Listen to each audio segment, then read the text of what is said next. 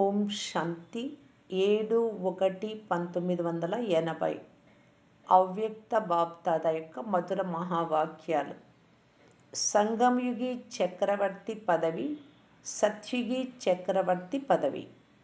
ఈరోజు బాప్దాదా సంగంయుగి చింతలేని సభను చూస్తున్నారు. సంగంయుగము అంటేనే చింతలేని పురం. సంగంయుగంలోని బ్రాహ్మణులందరూ చింతలేని పురానికి చక్రవర్తులు. సత్యుగంలోని చక్రవర్తి పదవి ఈ సంగం యుగంలోని నిశ్చింత చక్రవర్తి పదవి కంటే 16 రెట్లు శ్రేష్టం.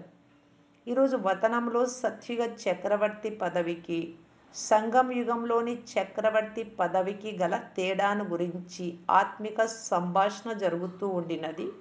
సత్యుగం ఎంత శ్రేష్టమైనదో అది కూడా మీకు అనుభవమే కదా. 1. సత్యుగ దినచర్యలో మిమ్ములను ప్రకృతిలోని సహజ సంగీతం పాటలు మేల్కొల్పుతాయి. కానీ సంగంయుగంలో బ్రాహ్మణుల అధికారము అమృత వేళ నుండి శ్రేష్టతను ఎంత మహోన్నతమైందో చూడండి, గమనించండి. అక్కడ ప్రకృతి సాధనాలు మేల్కొల్పుతాయి. సంగం యుగంలోని ఆది కాలము అనగా అమృత వేళలో ఎవరు మేల్కొల్పుతారు? స్వయం ప్రకృతికి యజమాని అయిన భగవంతుడే మేల్కొల్పుతారు. 2. ఏ మధురమైన పాటలు వింటారు? తండ్రి ప్రతిరోజు మధురమైన పిల్లలు అని పిలుస్తారు. ఇది న్యాచురల్ పాట, మీరు అనుభవీలే కదా. మరి సత్యుగంలోని పాట గొప్పదా లేక సంగమయుగంలోని పాట గొప్పదా? ఇది సత్యుగంలోని సంస్కారాలను, ప్రాలబ్ధాన్ని తయారు చేసుకొని స్వయంలో నింపుకునే సమయం. సంస్కారాలు నిండుతాయి, ప్రాలబ్ధము తయారవుతుంది. ఇదంతా సంగం యుగంలో మాత్రమే జరుగుతుంది. 3. అక్కడ సతో ప్రధానమైన అత్యంత రుచికరమైన రసం కలిగిన వృక్ష ఫలాలు తింటారు. ఇక్కడ వృక్షపతి ద్వారా సర్వ సంబంధాల రసం, సర్వప్రాప్తి సంపన్నమైన ప్రత్యక్ష ఫలం భుజిస్తారు. 4. అది బంగారు యుగంలోని ఫలము, ఇది వజ్రాల యుగంలోని ఫలాలు కనుక శ్రేష్టమైనదేది? 5. అక్కడ దాస దాసీల చేతులలో పాలన పొందుతారు. ఇక్కడ తండ్రి చేతులలో పాలన పొందుతూ ఉన్నారు. 6. అక్కడ మహానాత్మలు తల్లి తండ్రులుగా ఉంటారు. ఇక్కడ పరమాత్మ తల్లి తండ్రిగా ఉన్నారు. 7. అక్కడ రత్నజడిత ఊయల తల్లి తండ్రుల ఒడి. ఇక్కడ కేవలం ఒకే ఊయలలో ఊగరు, రకరకాల ఊయలలో ఊగుతారు. అతీంద్రియ సుఖమునిచ్చే ఊయల, సంతోషాలనిచ్చే ఊయల. అక్కడ రత్నజడిత ఊయల ఉంటుంది. అయితే ఇక్కడ ఊయల ఎంత మహోన్నతమైనది. పరమాత్మ ఒడి కూడా మీకు ఊయలనే. 8. అక్కడ రత్నాలతో ఆట బొమ్మలతో పరస్పరం ఆడుకుంటారు. కానీ ఇక్కడ బాబా చెప్తున్నారు, సదా నాతో ఏ రూపంలో కావాలి అనుకుంటే ఆ రూపంలో ఆడుకోవచ్చు. సకుడిగా చేసుకొని ఆడుకోండి, బంధువుగా చేసుకొని ఆడుకోండి, కుమారుడుగా చేసుకొని ఆడుకోండి, ఫ్రెండుగా చేసుకొని ఆడుకోండి. ఇటువంటి అవినాశి ఆట బొమ్మ ఎప్పుడూ లభించదు. ఈ ఆట బొమ్మ ఎప్పుడు విరిగిపోదు, పగిలిపోదు. అంతేకాక ఖర్చు చేసే పని కూడా లేదు. 9. అక్కడ సుఖంగా మెత్తని పరుపులపై పడుకుంటారు. ఇక్కడ తండ్రి స్మృతి అనే పరుపుపై పడుకుంటారు. 10. అక్కడ నిద్రాలోకంలోకి వెళ్ళిపోతారు. కానీ ఇక్కడ సంగం యుగంలో తండ్రితో పాటు సూక్ష్మవతనంలోకి వెళ్ళిపోతారు. 11. అక్కడ పుష్పక విమానాలలో కేవలం ఒక్క లోకంలోనే విహరించగలరు. కానీ ఇక్కడ సంగమయుగంలో బుద్ధి రూపీ విమానం ద్వారా 3 లోకాలలోనూ విహరించగలరు. 12. అక్కడ విశ్వనాథులుగా పిలువబడతారు. కానీ ఇక్కడ ఇప్పుడు మీరు త్రిలోకనాథులు. 13. అక్కడ 2 నేత్రాలు ఉంటాయి. ఇక్కడ మీకు 3 నేత్రాలు, త్రినేత్రులు మీరు. 14. సంగమయుగంలో జ్ఞాన సాగరులుగా, శక్తి సాగరులుగా, ఆనంద సాగరులుగా ఉంటారు. దీనితో పోలిస్తే అక్కడ రాయల్ బుద్ధు అంటే తెలివిహీనులుగా ఉంటారు. 15. ప్రపంచం వారి లెక్కలో పరమ పూజ్యులుగా ఉంటారు. విశ్వమంతా గౌరవిస్తారు. కానీ జ్ఞానము లెక్కతో చాలా తేడా ఉంటుంది. 16. ఇక్కడ గుడ్ మార్నింగ్ గుడ్ నైట్లు తండ్రికి చెప్తారు, అక్కడ ఆత్మలకు చెప్తారు. 17 అక్కడ విశ్వరాజ్య అధికారులుగా ఉంటారు, రాజ్య పాలన చేస్తారు. ఇక్కడ విశ్వ కళ్యాణకారులు, మహాదానులు, వరదానులుగా ఉంటారు. అంటే శ్రేష్ఠులు ఎవరు? సత్యుగ విషయాలు విని సంతోషించారు, ఇప్పుడు సదా సంతోష స్వరూపులుగా కండి. 18 అక్కడ రకరకాల భోజనం తింటారు, ఇక్కడ బ్రహ్మ భోజనం తింటారు. దీని మహిమ దేవతల భోజనం కంటే అతి శ్రేష్టమైనది. అందువలన సదా సత్యుగ ప్రాలబ్ధాన్ని, వర్తమాన సంగంయుగ మహత్వ ప్రాప్తిని తోడుగా ఉంచుకోండి. వర్తమాన సమయాన్ని తెలుసుకొని ప్రతి సెకండును, ప్రతి సంకల్పాన్ని శ్రేష్టంగా చేసుకోండి. తెలిసిందా? ఈరోజు పంజాబ్ జోన్ వచ్చింది. పంజాబ్కు 2 విశేషతలు ఉన్నాయి. మొదటిది పంజాబ్లోని నీరు, రెండవది పంజాబ్లోని భూమి. ఆ ప్రభుత్వము పంజాబ్లో 2 విశేషతలు చూపించారు. పాండవ గవర్నమెంట్ తరఫున పంజాబ్ ఏ విశేషతను చూపించింది? పంజాబ్ జ్ఞాన నదులు అనే హ్యాండ్స్ను తయారు చేసింది. అయితే అద్భుతం కూడా చేసింది.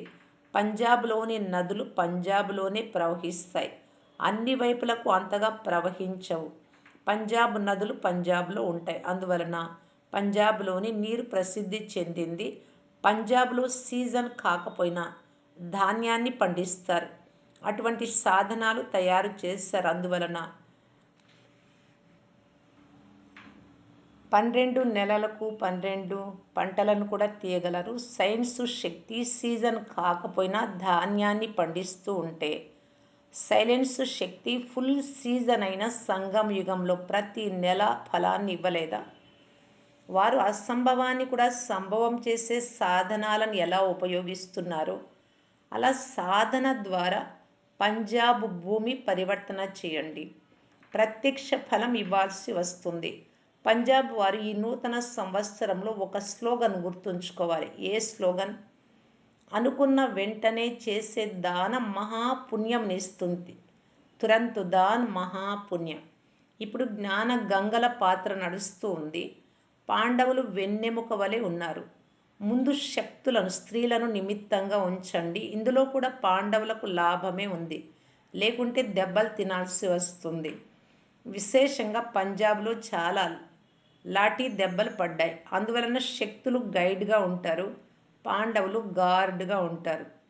గార్డ్ మరియు గాడ్ రెండింటి రాశి కలుస్తుంది కదా. ఎలాగైతే తండ్రి వెన్నెముకగా ఉండి శక్తులను ముందు ఉంచారో అలా పాండవులు కూడా తండ్రి సమానం వెన్నెముకగా నిలిచి శక్తులు అంటే స్త్రీలను ముందు ఉంచండి. కనుక ఇప్పుడు నూతన సంవత్సరంలో పంజాబ్ ఏ నవీనతను చూపిస్తుంది? భూమిని పరివర్తన చేసి నవీనత. అర్థమైందా? విదేశీ సేవలో మంచి మంచి మహావీరులు, మహావీరవనితలు, సైన్స్పై సైలెన్స్ శక్తి ద్వారా విజయం ప్రాప్తి చేసుకునేవారు తయారవుతూ ఉన్నారు. మంచి మంచి సేవాదారులు, తండ్రికి భుజాల వంటి వారు తయారయ్యే ఉన్నారు. కుడి భుజాలు, కుడి చేతుల ద్వారా సదా శ్రేష్ట కార్యాలు సహజంగా జరుగుతాయి. ఇప్పుడు విదేశాలలో కుడి భుజాలు తయారవుతూ ఉన్నారు. అచ్చా, ఈసారి కలిసినప్పుడు విశేషతలు వినిపిస్తాను. దేశ విదేశాలలోని పిల్లలందరికీ బాప్దాదా అభినందనలు తెలుపుతూ ఉన్నారు. దగ్గర నుండి మరియు దూరం నుండి మేళాకు వచ్చిన వారందరికీ అభినందనలు. ఇలా సదా తండ్రితో మిలనం చేయువారు, రాత్రింబవళ్ళు ఒక్క తండ్రి తప్ప నాకు వేరెవ్వరూ లేరు అనే చింతనలో ఉండేవారు, సదా విశ్వంలోని ఆత్మలకు సర్వ ఖజానాల మహాదానమును, వరదానమును ఇచ్చేవారు, సదా సంగంయుగ విశేషతలను ముందుంచుకొని శ్రేష్ఠ భాగ్యం యొక్క స్మృతి స్వరూపులు. ఇటువంటి శ్రేష్ఠ వృత్తి, శ్రేష్ఠ వైబ్రేషన్ల ద్వారా విశ్వ కళ్యాణం చేసే ఆత్మలకు బాప్దాదా యాద్, ప్యార్ మరియు నమస్తే. పార్టీలతో కలయిక పంజాబ్ జోన్. పంజాబ్ వాసులు విశేషాత్మలైనందున తప్పక విశేష ఫలమునివ్వాల్సి వస్తుంది. పంజాబ్లో విశేషంగా అకాల సింహాసనానికి స్మృతి చిహ్నం ఉంది. ఈ స్మృతి చిహ్నం ఎక్కడ ఉందో అక్కడి నివాసులు కూడా స్వయం సదా అకాల సింహాసనంపై విరాజమానులుగా ఉంటారు. అంటే ఆత్మ భృకుటి సింహాసనం మీద కర్మేంద్రియాల ద్వారా సాక్షిగా ఉంటూ పనులు చేస్తూ స్వరాజ్య అధికారులుగా ఉన్నారా? అకాల సింహాసన అధికారి ఆత్మలు అనగా రాజ్య అధికారులు. ఇటువంటి రాజ్యాధికారులై నడుస్తున్నారా? కర్మేంద్రియాలకు ఆధీనులుగా కారు కదా. ఎక్కడ ఆధీనత ఉంటుందో అక్కడ బలహీనత ఉంటుంది. అర్ధకల్పం బలహీనంగా ఉండినారు. ఇప్పుడు మీ రాజ్యం తీసుకున్నారా? రాజ్యము లేక అధికారం తీసుకున్న తర్వాత ఆధీనత సమాప్తమైపోతుంది కనుక మీరు రాజ్య అధికారులే కదా. ఏదైనా ఈనాటి ప్రపంచంలో ప్రజలపై ప్రజారాజ్యంలో సదా ఆందోళనలుంటాయి. అదే రాజుల రాజ్యంలో రాజ్యం స్థిరంగా నడుస్తుంది కనుక స్థిరమైన రాజ్యం నడుస్తూ ఉంది కదా. వర్తమాన సమయంలో సంకల్పాల ఆందోళన కూడా పెద్దదిగా పరిగణించబడుతుంది. ముందు సంకల్పాలను ఫ్రీగా వదిలేసి వాచా కర్మణాలపై అటెన్షన్ ఉంచేవారు. కానీ ఇప్పుడు మనస్సులో కూడా ఆందోళన ఉండరాదు. ఎందుకంటే చివరిలో మనస ద్వారానే విశ్వ పరివర్తన జరగాలి. ఇప్పుడు మనస్సు ద్వారా సాధారణ విషయంగా భావించకండి. ఇంత అటెన్షన్ ఉండాలి. ఇప్పుడు సమయం మారిపోయింది. పురుషార్థ వేగం కూడా మారిపోయింది. 1980లో బాబా ఇలా చెప్పారు. కనుక సంకల్పాలలో కూడా ఫుల్ స్టాప్ కావాలి. మనస్సుపై కూడా అటెన్షన్ ఉన్నతమయ్యే కళ అని అంటారు. సదా ఉన్నతమయ్యే కళ ఉండాలి. ఇప్పుడు ఇది సదా కొరకు చేసే వ్యాపారం. అవ్యక్త బాప్దాద వ్యక్తిగత మిలనం డబల్ విదేశీ సోదరి సోదరులతో లండన్ వారితో సదా మీ పవిత్రమైన భూమి స్మృతిలో ఉంటున్నారా? ఈ స్మృతిలో పవిత్రమైన భూమి మాది అనే స్మృతిలో హోలీ ల్యాండ్లో ఉండేవారు సదా తమ హోలీ పవిత్ర స్థితిలో ఉంటారు. పవిత్ర భూమి హోలీ ల్యాండ్ అంటే అక్కడ ఉండేవారు పవిత్ర స్థితిలో స్వయాన్ని సదా సంపూర్ణ పవిత్ర స్థితిలో అనుభవం చేస్తున్నారా? ఇక్కడ పవిత్రత కిరీటధారులుగా అయినప్పుడు అక్కడ రత్నజడిత కిరీటం లభిస్తుంది. సదా మీ తలపై ప్రకాశ కిరీటాన్ని ఇప్పుడే అనుభవం చేయండి. ఎవరైతే రా కుమారులు రా కుమారీలుగా ఉంటారో వారు కిరీటధారులుగా ఉంటారు కదా. మీరు భగవంతుడి కుమారులు కుమార్తెలు కనుక కిరీటం లేకుండా ఎలా ఉంటుంది? లండన్ నివాసులందరూ కిరీటధారులుగా ఉన్నారు కదా. మీ కిరీటాన్ని చూసి అందరూ నమస్కరించే కిరీటధారులుగా ఉన్నారా? ఇక్కడ 2 కిరీటాలు. ఒకటి పవిత్రత అనేది కిరీటం, 2 విశ్వసేవ బాధ్యత కిరీటం. మేము పవిత్రత ప్రకాశ కిరీటధారులము అనుస్మృతిలో సదా ఉండండి. మాయ మీ కిరీటాన్ని తొలగించుట లేదు కదా. మీరిప్పుడు మాయకు ఇక్కడే వీడ్కోలు ఇచ్చి వెళ్ళాలి. మాయ రూపాన్ని పరివర్తన చేసి వెళ్ళాలి. శత్రువుకు బదులు ఆట బొమ్మ రూపంలో రావాలి. ఈ నూతన సంవత్సరంలో ఈ పరివర్తన చేయండి. అమెరికా వారితో పాండవులు 5 మంది ఉన్నారు. కల్పక్రితం కూడా పాండవులు ఏ అద్భుతం చేశారు? 5 మంది అయినా ఎన్ని అక్షౌహిణీల సైన్యాన్ని జయించారు? మీరు విజయ జెండాను ఎగురవేసే పాండవ సైన్యం కదా. ఒక్కొక్క పాండవ్ ఎంతమందికి సమానము? వారిది అక్షౌహిణీ సైన్యం, మీరేమో 5 మంది కనుక ఎంత అమూల్యమైన వారు, విలువైన వారు. ఇప్పుడు అమెరికా నలువైపులా వ్యాపించండి. ఎలాగైతే వలను పరుస్తారో అలా మీ యోగశక్తి అనే వలను పరిస్తే వెతుకుతూ ఉండే ఆత్మలు వచ్చేస్తారు. అమెరికాలో విశేషంగా సంతోషాన్ని శాంతిని దానంగా ఇస్తూ ఉంటే చాలామంది నుండి ఆశీర్వాదాలు లభిస్తాయి. గయానా పార్టీతో సదా సేవాధారి రత్నాలు కదా. ప్రతి ఒక్కరిలో సేవ చేసే సంస్కారం ఎంత ఉంది అంటే శరీరంలో రక్తం నిండి ఉన్నంతగా నిండి ఉంది. శరీరంలో రక్తం లేదంటే ఆ శరీరం పనికి రాకుండా పోతుంది. అలాగే సేవ చేయకుంటే బ్రతికి ఉన్న చనిపోయిన వారికి సమానమవుతారు. బ్రాహ్మణ జీవితానికి ఆధారమే సేవ. అందరిలో సేవ ఇమిడి ఉండాలి. సేవాధారి తిలకం అందరి మస్తకంపై దిద్దబడి ఉండాలి. గయానా వారు కూడా సేవకు మంచి రుజువు చూపించారు. గయానాలోని విశేష శక్తుల దృష్టాంతంలో అనేక స్థానాలలో సేవ జరుగుతుంది. గయానా వారు సేవలో విశేషంగా నిమిత్తమై ఉన్నారు. ఎలాగైతే కనులలో కంటి పాప ఇముడి ఉందో, అలా ఎవరైతే బాప్దాదాకు అపురూప రత్నాలుగా ఉన్నారో వారు కూడా కనులలో ఇమిడి ఉన్నారు. జర్మనీ పార్టీతో జర్మనీ గ్రూపు చాలా అద్భుతం చేయాలి. జర్మనీ వారు భవిష్యత్తు కొరకు ఎటువంటి గ్రూప్ చేయాలి అంటే వారు సత్యుగంలో వచ్చి మీ సేవకు నిమిత్తం కావాలి. అలాంటి సేవ ఇప్పుడు మీరు చేయండి.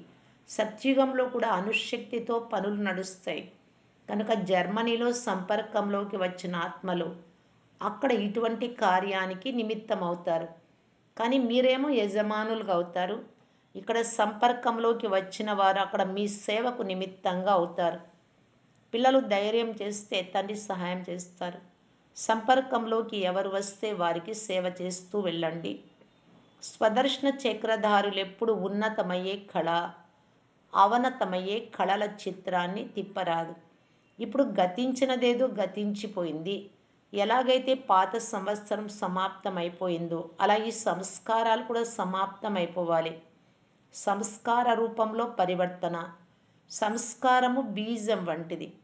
బీజం నుండి మొక్క రాకుండా ఉండాలి అంటే దానిని అగ్నితో కాలుస్తారు. కనుక బలహీన సంస్కారాల బీజాన్ని స్మృతి అనే లగ్నం యొక్క అగ్నిలో కాల్చేస్తే వృక్షము మొలకెత్తదు. అనగా మనస్స, వాచ, కర్మలలో బలహీనత రానే రాదు. ఎలాగైతే హోలీని కాల్చుటలో తెలివిగల వారుగా ఉన్నారో అలా హోలీగా పవిత్రంగా అయ్యేటటువంటి వారు మీరు. బలహీనతలను కాల్చేస్తే విఘ్న వినాశకులు అవుతారు. సదా నేను విఘ్న వినాశకాత్మను అనే టైటిల్ గుర్తుంచుకోండి. స్వయంతో పాటు విశ్వానికి కూడా విఘ్న వినాశకులుగా కండి. ఇప్పుడు సేవ గుర్తుంచుకోండి. స్వయంతో పాటు విశ్వానికి కూడా విఘ్న వినాశకులుగా కండి. ఇప్పుడు సేవలో లగ్నం అవ్వనే అవ్వాలి. మంచిది. ఓం శాంతి.